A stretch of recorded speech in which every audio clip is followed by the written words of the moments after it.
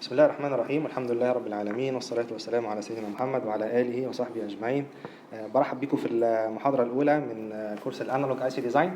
في الحقيقة الكورس ده أنا بعتبره محوري في رحلتك كأنالوج اي سي ديزاينر. الكورس ده مهم جدا جدا جدا، هو البداية الحقيقية ليك كأنالوج اي سي ديزاينر. وفي الحقيقة الكورس ده بيأهلك بقى إن تاخد خطوة عملية ناحية مجال الأنالوج اي سي ديزاين، سواء الخطوة العملية دي إنك تاخد تدريب في شركة، انك تقدم على شغل، انك تعمل مشروع تخرج في مجال الانالوج اي سي ديزاين. فهو ان شاء الله لما تخلص الكورس ده هتبقى كواليفايد انك تعمل الحاجات دي كلها. طبعا ده لو انت يعني اتقنت كل التكنيكال كونتنت اللي احنا هناخده. وطبعا بالاضافه للكلام النظري هيبقى فيه سيميوليشن لابس، والسيميوليشن لابس لا تقل اهميه ان لم تكن اهم من الجزء النظري، لان انت ما تتعلمش الحاجه فعلا غير لما تعملها بايديك.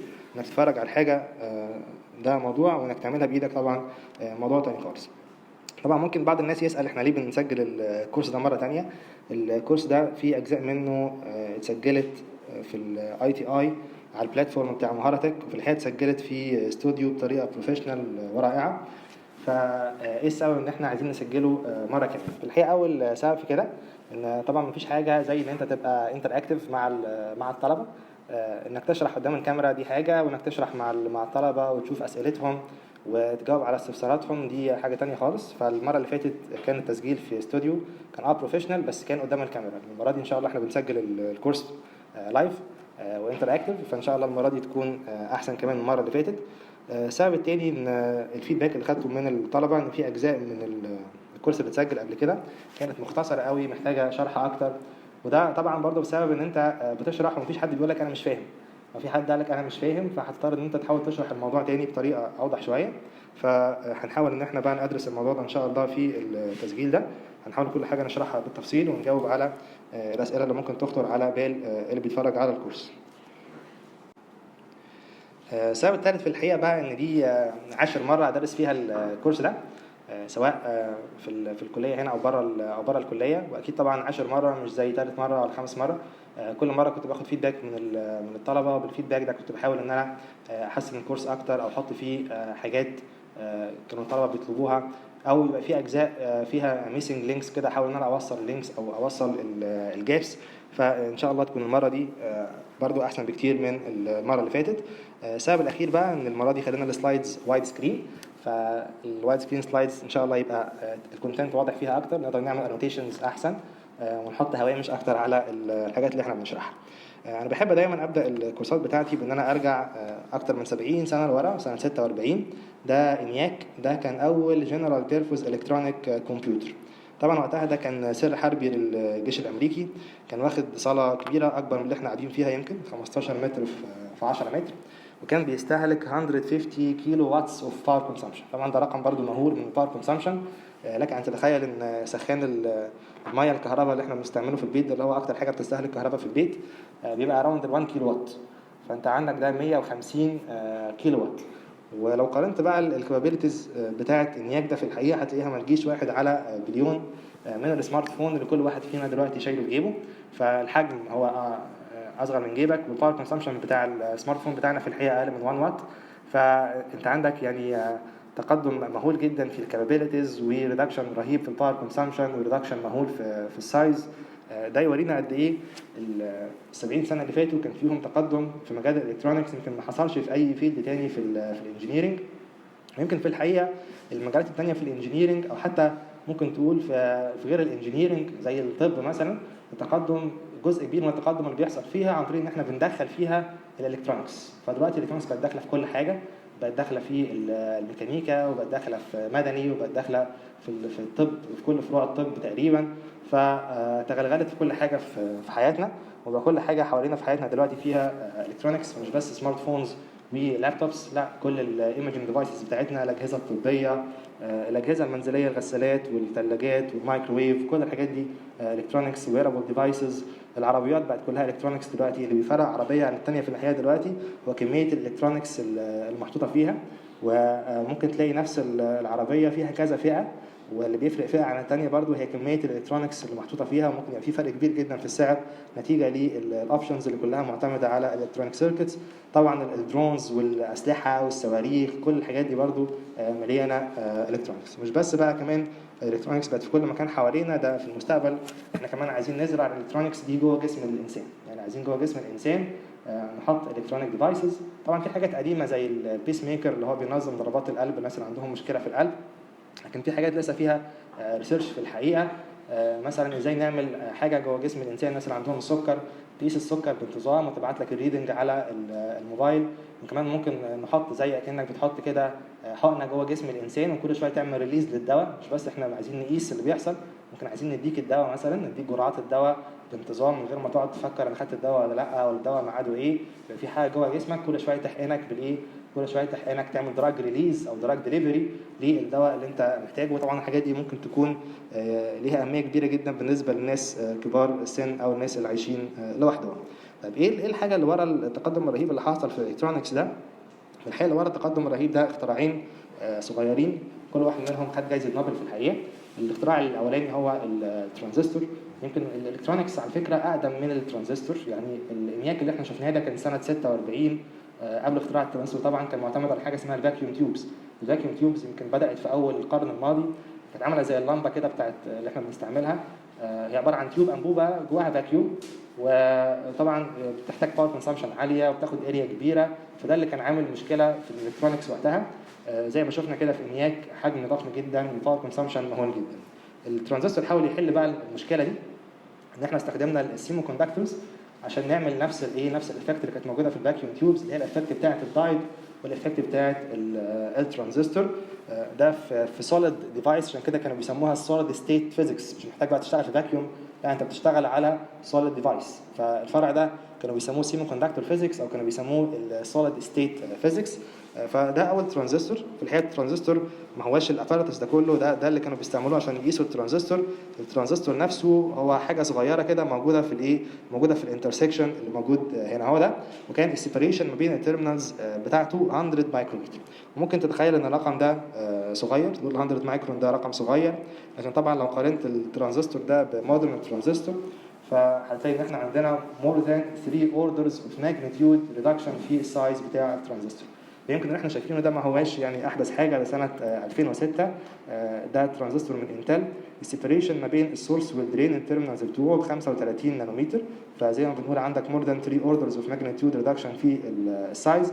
دلوقتي الحقيقه احنا 2020 عندنا المودرن ترانزستورز اللي موجوده دلوقتي او الستيت اوف ذا ارت سب 10 نانومتر. عندنا سب 10 نانومتر تكنولوجيز في موجود في برودكشن في الاجهزه اللي احنا بنستعملها 7 نانومتر، والخطوه اللي جايه هي 5 نانومتر، وكمان ال 3 نانومتر لسه برضو اندر ديفلوبمنت وهيبقى موجود كوميرشالي يمكن في خلال سنتين.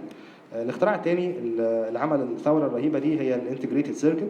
والانتجريتد سيركت معناها ايه؟ معناها ان احنا قبل كده كنا بنحط كل الكترونيك ديفايس جوه الباكج بتاعته، كل واحد محطوط جوه الباكج المنفصله بتاعته، فبالتالي ده بيليمت العدد اللي انا اقدر احطه على نفس الايه، على نفس البورد او في نفس السيستم. فكره الانتجريتد سيركت بقى ان انا على نفس شريحه السيليكون، على نفس قطعه السيليكون اقدر ان انا احط عدد كبير من الديفايسز، اعمل انتجريشن يعني دايره متكامله يكون فيها ترانزستورز ويكون فيها ريزيستورز ويكون فيها كاباسيتورز، كل ده على نفس قطعه الايه، على نفس قطعه السيليكون. فده شكل اول اي سي كانت في تكساس انسترومنتس سنه 58، يمكن حوالي 10 سنين بعد اختراع الترانزستور. كان فيها ترانزستور واحد بس ومعاه ريزيستنس ومعاه كاباسيتنس عشان يديسبلاي الكونسبت ان انا ممكن اعمل انتجريشن لاكثر من كومبوننت على نفس قطعه السيليكون زي ما قلنا. لو جيت تقارنها بقى بمودرن اي سي زي المايكرو بروسيسور ده من انتل، في 2.26 بليون ترانزستورز. خد بالك ان الاريا نفسها بتاعت قطعه السيليكون هنا كانت الطول ده 11 ملم، هنا 20 ملم، فمفيش فرق مهول. الفرق المهول في الحقيقه حصل في ايه؟ حصل في الريدكشن بتاع السايز بتاع الترانزستور. زي ما قلنا انا صغرت قوي الترانزستور بتاعي، فبالتالي بقى اقدر احط عدد كبير جدا من الترانزستورز على نفس قطعه السيليكون. عدد كبير من الترانزستورز ده هو اللي بيسمح لنا ان احنا كل شويه بنحط فانكشناليتي اكتر وفيتشرز اكتر في الالكترونيك ديفايسز بتاعتنا. مش بس كده، الداون سكيلينج ده في الحقيقه بيعمل ايه كمان؟ بيخلي الديفايس بتاعي اسرع، بيخليه كونسيوم باور كونسامشن اقل. فكل الحاجات دي في الحقيقه المحرك الرئيسي بتاعها هو السكيلينج داون بتاع الترانزستور. الخطوه بقى اللي بعد كده في الانتجريشن ان انا مش بس بحط ترانزستورز اكتر على الشيب، لا انا كمان عايز احط ميكانيكال ديفايسز، او عايز احط سنسورز، او عايز احط اكتويترز على نفس قطعه السيليكون. نفس قطعه السيليكون اللي انا بصنع عليها ترانزستورز عايز احط عليها كمان حاجات مالهاش علاقه بالالكترونكس، انا عايز احط حاجات حاجات ميكانيكال. ويمكن اشهر مثال على كده هو الانتجريشن بتاع السنسورز. فلو خدنا مثال مثلا على الديفايس ده هو الفيرست اكسلرومتر او الاكسلرومتر. طبعا الاكسلرومتر ده حاجه بتقيس الاكسلريشن، يعني بيحول الاكسلريشن الى الكتريكال سيجنال. عموما السنسورز عموما وظيفتها ايه؟ وظيفتها ان هي تعمل لينك ما بين العالم الخارجي بتاعنا وما بين الالكترونيك ديفايسز بتاعتنا. انا عايز احول اي حاجه موجوده في العالم الخارجي زي الصوت او زي الضوء او زي البريشر او زي التمبريتشر او زي الاكسلريشن او زي الفيلوسيتي، عايز احولها الى الكتريكال سيجنال عشان ابدا اتعامل معاها بالالكترونيك سيركتس بتاعتي. فاول اكسلرومتر ده كان حاجه بدائيه جدا، مجرد ان هو بيحول اكسلريشن الى فولتج، وزي ما احنا شايفين كان فيري بالكي. لو جيت تقارنه بقى باحد السنسنج مايكرو سيستمز بقى، خد بالك ده كده بنسميه مايكرو سيستم، في الحقيقه هو سيستم كامل بس على المايكرو سكيل. جواه ايه؟ جواه 3 اكسس ميمز اكسلرومتر، يعني مش اكسلرومتر واحد، لا ده جواه 3 اكسلرومترز بيقيس في الاكس والواي والزي. طبعا الميمز دي اللي هي بنسميها المايكرو الكترو ميكانيكال سيستمز تكنولوجي. الميمز تكنولوجي يعني انا اصنع ميكانيكال سيستمز على المايكرو سكيل بنفس التكنولوجيا ان انا بصنع بيها الترانزستورز بتاعتي. زي ما انت ده سمح لي بقى ان انا مش بس بانتجريت ترانزستورز، لا انا كمان ممكن انتجريت سنسورز واكتويترز. فعلى نفس قطعه السيليكون اللي هي محطوطه جوه باكج، خد بالك ده حجم الباكج مش حجم الشيب، الشيب كمان اصغر من كده. الباكج نفسها 3 مللي في 4 مللي، جواها 3 اكسلرومترز، جواها انترفيس الكترونكس، انالوج تو ديجيتال كونفرجن، ميموري، لوجيك، باور مانجمنت، كل الحاجات دي في التايني باكج اللي احنا شايفينها دي. في الحقيقه التايني باكج دي مش بس ان هي حجمها صغير، لا كمان سعرها رخيص جدا. وسعرها الرخيص ده سمح لها ان هي تتغلغل في كل تقريبا البرودكتس اللي احنا بنستعملها. يعني كل واحد فينا السمارت فون بتاعه جواه 3 اكسس اكسلرومتر. عارفين بيعمل انهي وظيفه؟ هو في الحقيقه بيعمل وظيفه بيزك خالص، هو اللي بيعمل اوتو روتيشن للسكرين بتاعه الموبايل. ده عن طريق ايه؟ عن طريق ان هو بيقيس الجرافيتي. احنا عارفين طبعا ان الارض ليها اكسلريشن ب 9.8 متر سكوير بير سكند اللي هي الجرافيتي. فبالتالي هو بيقيس الدايركشن بتاع الجرافيتي وبيحدد الاورينتيشن بتاع الموبايل بيزد على كده. طبعا ممكن يستعمل بقى في ابلكيشنز ثانيه كتيره، بس ده يعني ايه ذا موست بيزك ابلكيشن. وفي الحقيقه برضو الاكسلرومتر ده موجود حاليا في كل العربيات. في الحقيقه كل العربيات الحديثه بتستعمل الاكسلرومتر. عارفين بتستعمله في انهي سيستم؟ الاكسلرومتر موجود في العربيه في الاير باج سيستمز. مفيش عربيه دلوقتي ما فيهاش اير باج. في عربيات فيها اير باج، وفي عربيات فيها 2، في عربيات فيها 4، في عربيات فيها 8. الاير باج بتستعمل الاكسلرومتر في ايه؟ امتى اصلا بتطلع الاير باج؟ لما لا قدر الله يحصل حادثه او تفرمل جامد جدا.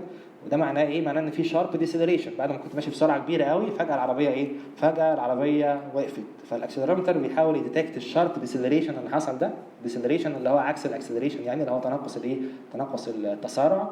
فبيديتكت الايفنت بتاع الشارب ديسيلريشن وبيتريجر بقى السيجنال اللي بيطلع الاير باج. طبعا السبيكس بتاعت الاكسلرومتر اللي موجود في الموبايل اكيد مختلفه تماما عن السبيكس بتاعت الاكسلرومتر اللي موجود في العربيه. اللي موجود في الموبايل ده لو علق هتعمل ريستارت للموبايل، لكن اللي موجود في العربيه ده لو حصل فيه مشكله ممكن ان هو طبعا ياثر على حياه بني ادم.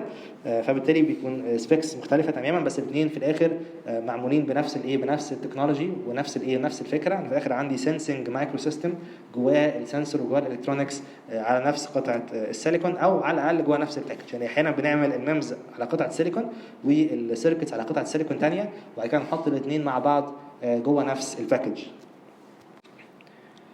التقدم بقى الرهيب اللي احنا بنحكي عليه ده، في ناس بتحب توصفه بحاجه اسمها مورز لو.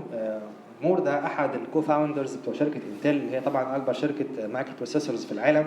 وسنه 65 مور كتب مقاله في مجله اسمها الكترونكس ماجازين. المقاله دي رسم فيها التشارت اللي احنا شايفينها قدامنا دي. التشارت دي مور بدا يحط فيها عدد الترانزستورز اللي موجود على نفس قطعه السيليكون سنه 59 وسنه 62 و63، اللي هي النقط اللي احنا شايفينها هنا كده. وبعدين لقى ان هو لو خلى الواي اكسس عباره عن لوج سكيل، خد بالك ده لوج سكيل، وجي يوصل النقط دي بيلاقيهم موجودين على خط مستقيم. طبعا ان انت يكون عندك حاجه خط مستقيم على اللوج سكيل دي معناها ان هي بتزيد اكسبوننشالي في الحقيقه. طبعا احنا عارفين ان الحاجه اللي بتزيد اكسبوننشالي معناها ان هي بتزيد بسرعه رهيبه جدا. يعني انا مش بزيد 1 2 3 4 5، لا انا بزيد 1 2 4 8 16 32. انا كل مره بضرب في رقم، مش بجمع رقم. ففي المقاله بتاعته دي مور قال ايه؟ مور قال اتوقع، طبعا لو خدت بالكم هنا انا عندي هنا لوج 2، فبالتالي وقتها كان النمبر اوف ترانزستورز في الحقيقه بيدبل رفلي كده افري يير، كان كل سنه النمبر اوف ترانزستورز بيتضاعف. فانا اتوقع ان الترند ده حكايه ان النمبر اوف ترانزستورز بيدبل افري يير يكمل 10 سنين كمان لقدام، يعني يكمل لحد سنه 75 وعمل الاكسترابوليشن اللي احنا شايفينه هنا اهو. في الحقيقه الاكسبكتيشن بتاع مور ده ما كملش 10 سنين، ده كمل لحد الوقت اللي احنا عايشين فيه دلوقتي. يعني الترند ده في الحقيقه مكمل لحد دلوقتي، وهو ده اللي بيدرايف الايه التقدم الرهيب اللي بيحصل في الالكترونكس. فلحد دلوقتي عندنا اكسبوننشال انكريز في النمبر اوف ترانزستورز، بس مش بنفس الريت اللي مور قال عليه. هو مور كان بيقول ان هو بيدبل افري يير.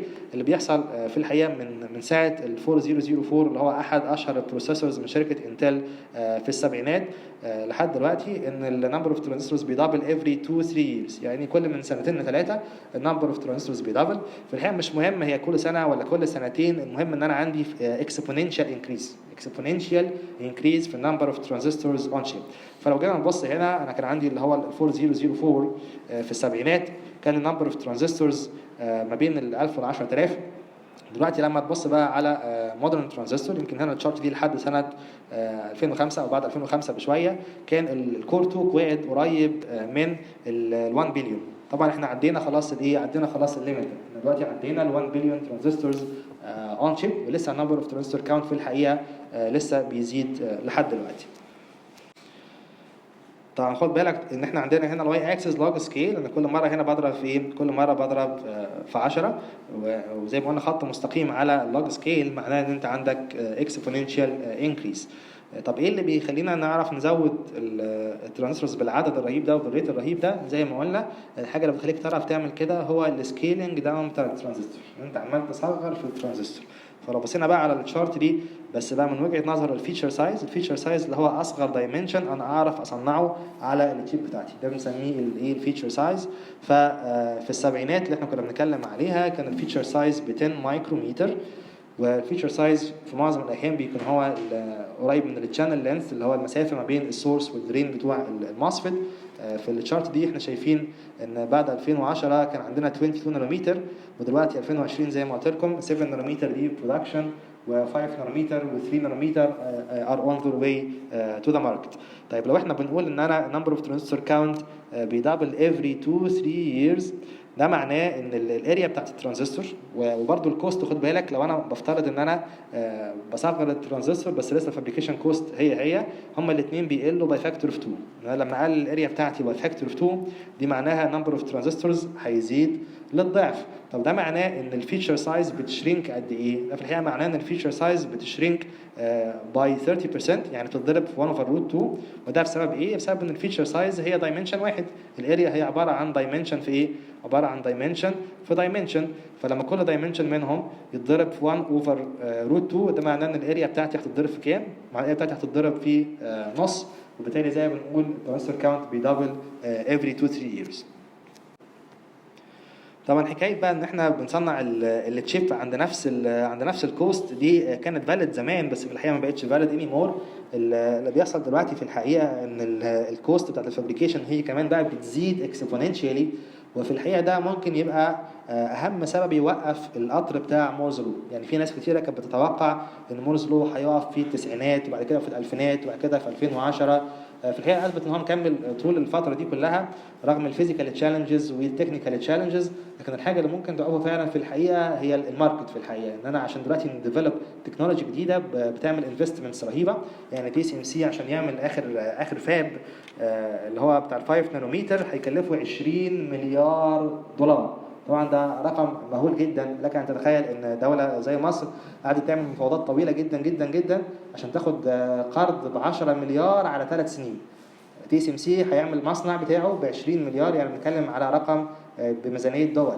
فالانفستمنتس دي بقت صعبه جدا، وده خلى الشركات في الحقيقه اللي بتنفست في الادفانسد نودز هي شركات معدوده، يمكن شركتين او ثلاثه على مستوى العالم كله. فهل الماركت هيقدر ان هو يسستين الموضوع ده؟ في اخر الشركه عايزه بتصرف فلوس عشان تجيب منها فلوس ثانيه، فهل الماركت فعلا هيبقى فيه ريتيرن اون انفستمنت يستحق ان احنا نكمل في الدايركشن بتاع مورز لو، ولا مورز لو هيقف نتيجه بقى مش للفيزيكال ليميتس ولا التكنيكال ليميتس، لا نتيجه للايه؟ نتيجه للكوست، ونتيجه لان الريتيرن اون انفستمنت هيكون اصغر من الانفستمنت اللي احنا هندفعه عشان نديفلوب التكنولوجي خطوه كمان. السكيلينج بقى ده اللي احنا بنحكي عليه في الحقيقه هو احد اهم الاسباب زي ما قلنا اللي بتدرايف التكنولوجي وبتخلينا كل شويه عندنا نيو اوبورتيونيتيز وعندنا نيو تشالنجز في الالكترونكس وفي السيركت ديزاين. طبعا انت ممكن تتخيل ان اللي عمل الترانزستور ده هل كان يتخيل ان احنا هيبقى عندنا سمارت فون في يوم من الايام؟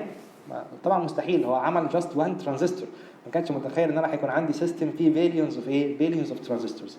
فالسكيلينج داون هو اللي بيسمح لنا انتجريت عدد اكبر من الترانزستورز، يعني فيتشرز اكتر، فانكشنز اكتر، وحاجات ما كنتش اتخيل ان انا ممكن اعملها قبل كده.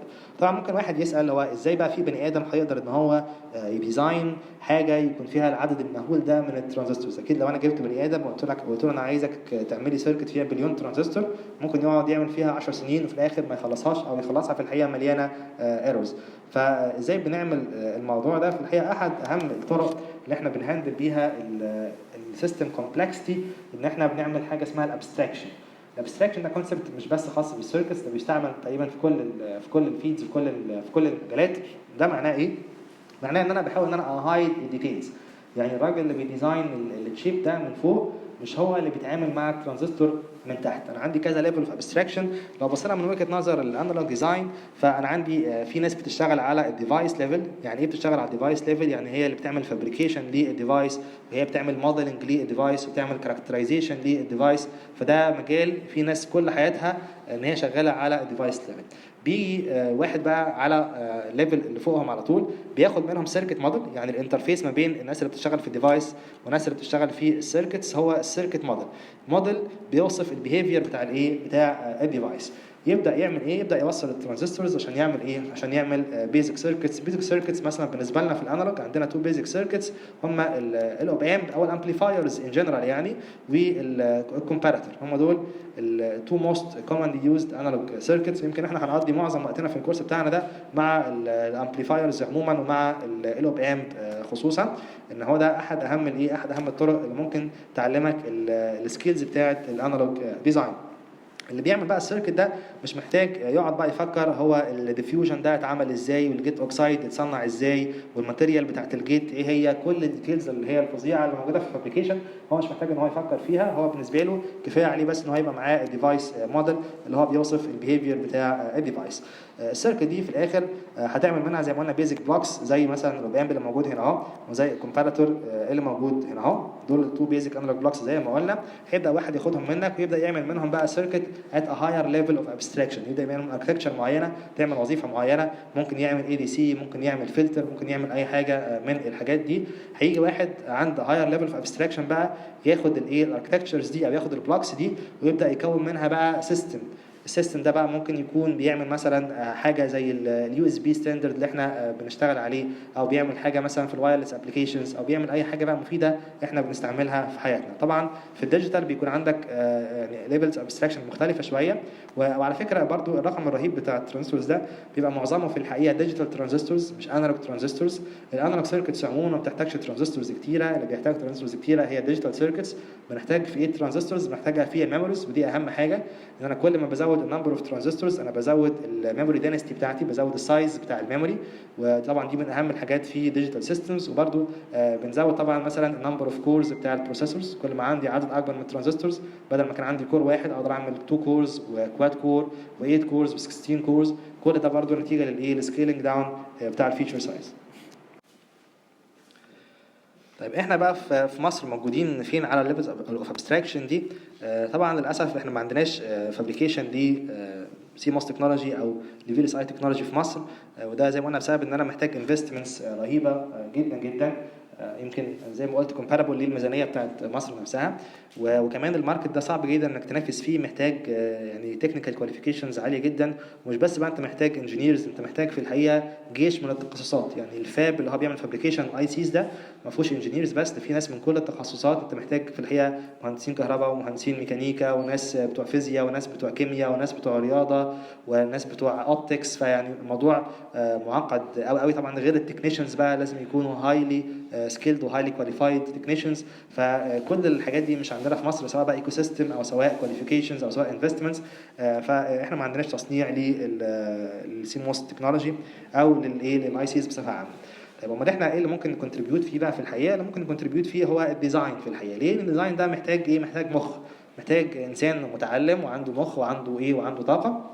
ده ممكن يقدر يكونتريبيوت في مجال الديزاين، سواء بنتكلم بقى على السيركت ليفل او على الاركتكتشر ليفل او على السيستم ليفل. فالحمد لله مصر فيها اكتر من شركه شغاله في المجال بتاع الاي سي ديزاين. طبعا زي ما قلت الشركات دي كلها فابلس كومبانيز. معنى كلمه فابلس يعني فابريكيشن ليس. فابريكيشن ليس يعني ما بتعملش فابريكيشن، بتعمل ديزاين فقط لا غير. ودي حاجه على فكره مش عيب. يعني في شركات من التوب 10 اصلا سيمي كوندكتور كومبانيز في العالم هي فابلس كومبانيز. يمكن اشهر مثال لكده شركه كوالكوم. كل واحد فينا في الموبايل بتاعه عنده تشيب رئيسيه اللي هي بنسميها الاس او سي سيستم اون تشيب. اللي بيعمل التشيب الرئيسيه اللي موجوده في الموبايل دي هي شركتين، شركه كوالكوم وشركه ميديا تك. والشركتين هم فابلس كومبانيز، ما عندهمش مصنع.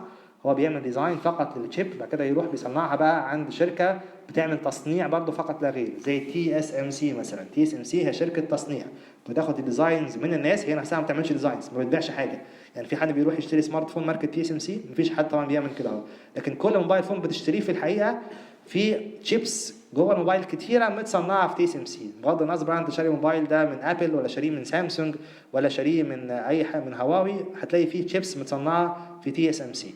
فبالتالي عندنا شركات كتيره فابلس كومبانيز شغاله في المجال بتاع الاي سي ديزاين، او شغاله بقى في الاي دي اي تولز اللي بيستعملها الاي سي ديزاينرز. في شركات منها شركات مصريه خالصه زي سايبر سيستمز، وفي شركات اجنبيه فاتحه فروع في مصر زي منتور جرافيكس وانالوج ديفايسز. طبعا الشغل في الشركات دي مختلف عن الشغل في الفيلدز الثانيه، سواء بتتكلم عن هندسه او غيرها، من كذا اسبكت. اول اسبكت ان في الحقيقه الشركات دي بتحتاج واحد عنده ديب تكنيكال نوليدج. يعني غير شغلانات تانية كتيره عايزه واحد يبقى بيشتغل وخلاص، او شغال في حاجه زي المينتننس او في حاجه زي مثلا الكاستمر سيرفيس او في اي حاجه من الحاجات دي. ما بتحتاجش يكون عندك تكنيكال كواليفيكيشنز عاليه، لا الشركات دي بتحتاج يكون عندك تكنيكال كواليفيكيشنز عاليه جدا. ليه؟ لان الكلام اللي هم بيعملوه كله ريليتد للتكنولوجي وريليتد للساينس. فانت محتاج دايما حتى تابديت نفسك. يعني حتى اللي انت هتتعلمه في الكليه مش هيكفيك طول عمرك، انت كل شويه محتاج تابديت نفسك، لان المجال بتاعنا ده زي ما قلنا بيتغير باستمرار. طبعا برضه لو قارنت السالاريز بتاعت الشركات دي هي اعلى بكتير من بقيه الفيلدز الثانيه، سواء برضه بنتكلم على الانجينيرنج او بنتكلم على بقيه الوظائف. من الحاجات برضه اللي هي الجميله ان انت بتحس ان انت بتعمله في الشغل سترونجلي ريليتد اللي انت اتعلمته في الكليه. وده بيبقى مشكله في بعض الوظائف الثانيه، اللي بيشتغل فيها بيحس ان هو قضى ال5 سنين في الكليه ما استفادش منهم حاجه، ان هو بيشتغل في حاجه بعيده خالص عن اللي هو كان بيتعلمه.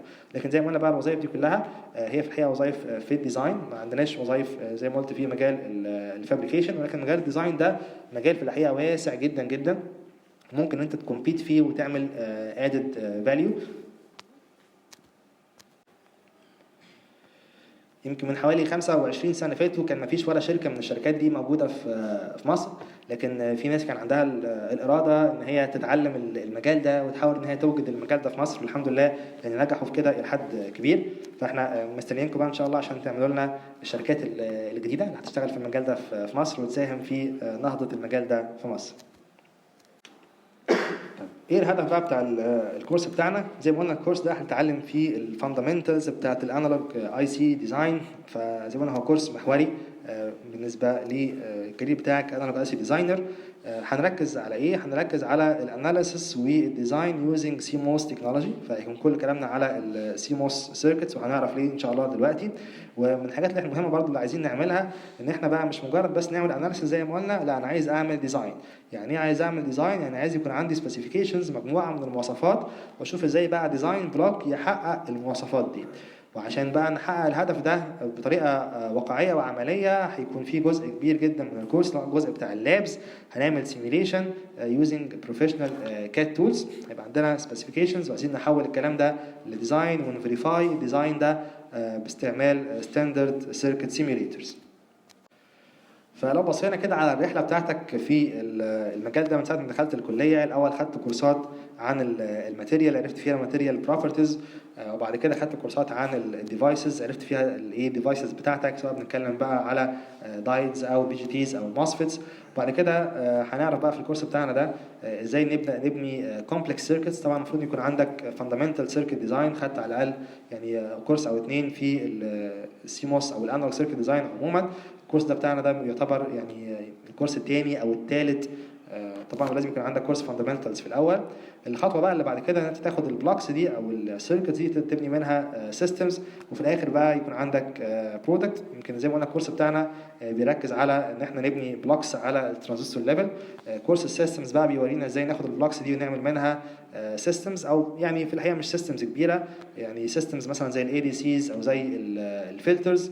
وفي مشروع التخرج بقى ممكن تبدا تشتغل على برودكت او بعد لما تتخرج.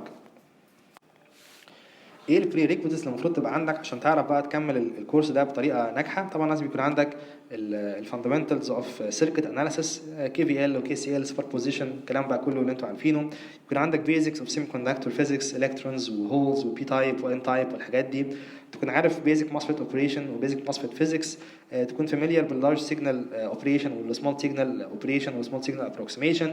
وتكون عارف بيزك اناليسيس اوف ترانزستور امبليفاير زي الكومن سورس والكومن جيت والكومن درين. في الحقيقه ان احنا هنعمل ريفيو تقريبا على كل الحاجات دي في الكورس بتاعنا، ولكن الريفيو ده ما تنساش ان هو عباره عن ايه ريفيو. يعني بعتبر ان انت فاميليار ويت الحاجات دي، انا مجرد بس بعمل ريفريشنج للذاكره بتاعتك وباكد على المعلومات، لكن اكيد طبعا مش هنشرحها زي واحد بيسمعها لاول مره. التكست بوك اللي هنشتغل منه هو الكتاب بتاع روزافي ديزاين اوف انالوج سي موس انتجريتد سيركتس.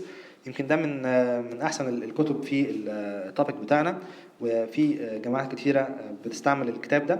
طبعا في ريفرنسز تانية كتيره في الانالوج اي سي ديزاين، ممكن نقسمهم لريفرنسز فور بيجنرز وريفرنسز فور بروفيشنالز. فلو انت حاسس ان انت عندك مشكله في البيزكس، ممكن بقى تقوي نفسك عن طريق كتاب زي بتاع سيدرا سميث. ده من احسن الكتب اللي هو لو انت عايز بقى تراجع تاني الفاندامنتالز، يمكن احسن من الكتاب بتاع روزافي. او في الحقيقه يعني انت تبدا بالكتاب بتاع سيدرا الاول، وبعد لما تخلص الكتاب بتاع سيدرا بتنتقل الى الكتاب بتاع روزافي. برضه روزافي عنده كتاب تاني الليفل بتاعه اقل من الكتاب بتاع الانالوج سي موس اي سيز، اسمه فاندامنتالز اوف مايكرو الكترونكس. ولكن الكتاب بتاع سيدرا في معظم الاحيان بيعالج المواضيع بديتيلز اكتر وبطريقه تناسب لو واحد بيقرا او بيتعلم مع نفسه. برضه في كتاب بتاع فلايت ده في السيركتس بيزكس لو عايز تراجع على السيركتس بيزكس. في كتب بقى اللي هي ريفرنسز بقى فور بروفيشنالز، اللي هي الناس اللي شغالين في الفيلد ده فعلا بيستعملوها، او لو انت بقى هتشتغل في مشروع التخرج بتاعك او في انترنشيب ممكن تحتاجها. في كتاب مشهور بتاع جونز اند مارتن، الكتاب ده كتاب ممتاز جدا، ان هو مش بس فيه كلام على السيركت ليفل، ده فيه كمان كلام على السيستم ليفل. فهو بيتكلم على انالوج اي سي ديزاين، وبيتكلم على الاي دي سيز، وبيتكلم على الفلترز، وبيتكلم على البي ال الز. يعتبر من احسن الكتب فور بروفيشنالز. وفي كمان هينتس كتيره بتفيد الايه ديزاينر وهو كمان شغال في الريل لايف بروجكتس. في كتاب كلاسيكي ومشهور برضو بتاع جريان ماير، ده من اوائل الكتب اللي اتعملت في الانالوج اي سي ديزاين. في كتاب جديد قوي بتاع جيسبرز اند ميرمان، الكتاب ده يمكن اجدد واحد فيهم، ده 2017. الكتاب ده بيعالج طريقه الديزاين او ديزاين ميثودولوجيز، وبيركز على حاجه اسمها الجيم اوفر ايديا ديزاين ميثودولوجي، يمكن هنسمع عنها ان شاء الله في الكورس بتاعنا. في برضو كتاب بتاع بيكر، وفي كتاب بتاع ويلي سانسون، ده عباره عن سلايدز وعليها تعليقات كأنها ليكتشرز بتاعت ويلي سانسون، وهو بيعلق على كل سلايد. برضو يعتبر من الادفانسد بوكس. الكتاب على فكره بتاع سيدرا سميث لسه نازل منه 8 اديشن، لسه نازله من كام اسبوع، فيعني حوالي سنه 2020 2019 يعتبر بقى حاليا اجدد كتاب في المايكرو الكترونكس او في الاي سي ديزاين. هنستعمل مع بعض طبعا السيستم بتاع كانفاس. كانفاس ده ليرنينج مانجمنت سيستم بيستعمل في جامعات كتيره في امريكا وبره امريكا. هنحط عليه المحاضرات لو حد عنده اسئله، لو في ديسكشنز او اناونسمنتس هيبقى عليه الاونلاين كويزز بتاعتنا، هتعملوا سبمشن لاساينمنتس عليه. لو حد عنده اي سؤال، سواء بقى ان هو يفتح ديسكشن جديده او يبعت لي برايفت مسج، طبعا ده الايميل بتاعي، بس يفضل دايما تبعت لي عن طريق الكانفاس، ما تبعتليش عن طريق الايميل غير لو كان في مشكله في كانفاس. وده اللينك بقى اللي هتعملوا منه ريجستريشن، هتدخلوا على اللينك ده هتعملوا ريجستريشن، وهبعت لكم انفيتيشن عشان تدخلوا على الكانفاس كورس بتاعنا. من الحاجات المهمه برضو ان انتم ممكن تبعتوا فيدباك في اي وقت، فعايزين افويد تو كومن ميسكونسبشنز. اول ميسكونسبشن ان الفيدباك بيتبعت في اخر الكورس. الكلام ده غير صحيح، لان في اخر الكورس هيكون كده الكورس خلاص خلص، فمش هتستفيد اي حاجه بالفيدباك اللي انت بعته. طبعا ممكن الاجيال القادمه تستفيد، لكن انا عايزك انت تستفيد من الفيدباك بتاعك. فابعت لي فيدباك في اي وقت، سواء انت في حاجه عايز تقترح ان احنا نعملها، او في حاجه مش عاجباك وعايزنا ان احنا نوقفها. والفيدباك مش لازم يكون نيجاتيف دايما، لا، ممكن الفيدباك يكون بوزيتيف او يكون نيجاتيف. فقول الحاجات اللي عاجباك ايه والحاجات اللي مش عاجباك ايه، ودايما اي حاجه مش عاجباك حاول تقترح حلول ليها. يعني حاول نفسك تحاول تحط نفسك مكان اللي بيدرس الكورس، وتفكر لو انت مكانه هتعمل ايه عشان تقترح حلول عمليه للمشاكل اللي انت شايفها في الكورس. بكده نكون وصلنا لنهايه الجزء ده في المحاضره. ان شاء الله في الجزء الجاي هنكمل كلامنا على ايه هي الانتجريتد سيركت.